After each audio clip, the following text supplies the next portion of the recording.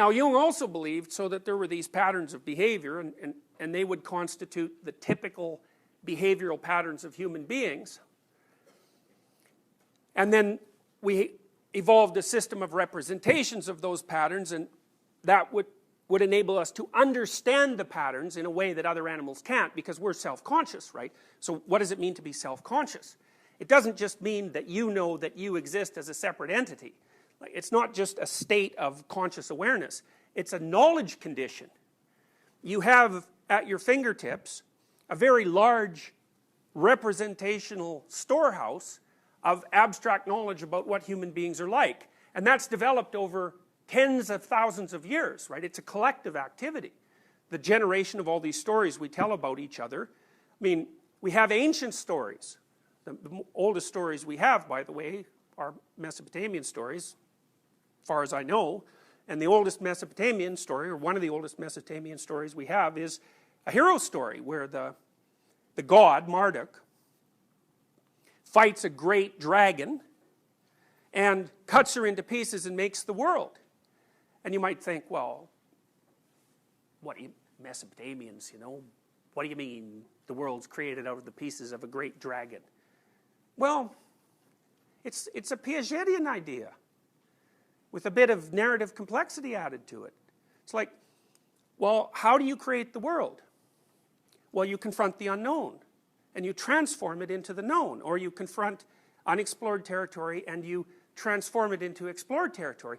And then you might say, well, what exactly is the unknown, or what exactly is unexplored territory? And a scientist would say, well, you know, if you walk out in a field that you've never been in before, there's soil and material elements, and that's what's really there. But that isn't exactly what's really there. It depends on your time frame. So one of the things I could say about that, for example, is that if you wander outside the boundaries of your knowledge, if you wandered outside the boundaries of your territory when you were an animal, or when you were a more archaic human being, the probability that you were going to run into something that was going to tear you apart and eat you was extremely high. And so then I could say, well, the fundamental nature of the unknown is that which tears you apart and eats you. And you might think, well, is that, what sort of reality is that? And I would say, you know how you hear evolutionary psychologists talk sometimes about the fact that we evolved on the African veldt and now our nervous systems are sort of adapted for that primordial environment and not really for the modern environment, and so there's a mismatch between us and the modern world. It's like, I think that's an absolutely reprehensible theory, partly because we didn't just evolve on the veldt. We've been evolving for a very long time. We spent a lot more time in trees, for example, than we did on the veldt, and while we were spending time in trees, a lot of us were eaten by snakes, for example. And so that's another reason why the unknown itself is represented as this terrible, predatory, reptilian beast. And then the human being is represented as that which, or the conscious element of the human being, which was represented by the Mesopotamians as a god, the highest god actually in the hierarchy of gods, which was a brilliant Mesopotamian realization, because the Mesopotamians basically concluded in their drama, their religious drama, that the highest faculty of the human being was the capacity to consciously attend to the unknown and to make something new out of it. Well, that's a Piagetian idea, right? That's exactly what Piaget was talking about when he talked about the necessity of comprehending knowledge as a process rather than as a collection of facts. It's a process. What's the process? Confront what you don't understand. Boldly go where no one has ever gone, right? I mean, Star Trek, that's where systematizing minds get their mythology. You know, it's rife with mythology, and its initial statement is a mythological statement, and it's a statement of the eternal explorer.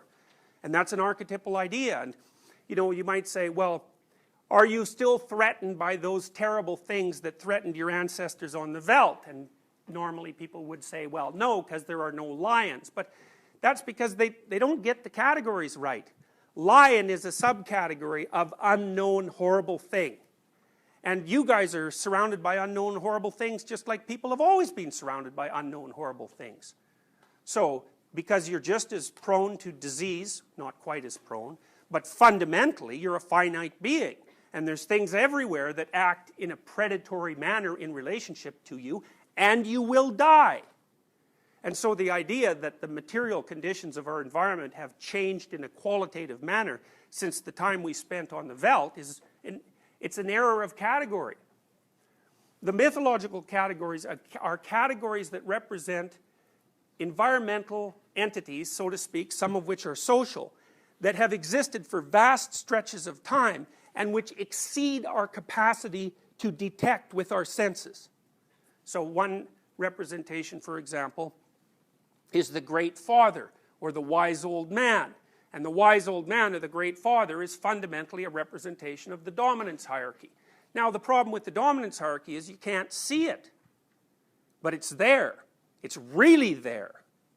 And then figures like the Great Mother, especially the tarot, because most of the archetypal figures come in pairs, a positive element and a negative element, and that's because virtually everything that manifests itself to you in a complex environment, if you're a living being, takes with one hand and gives with the other.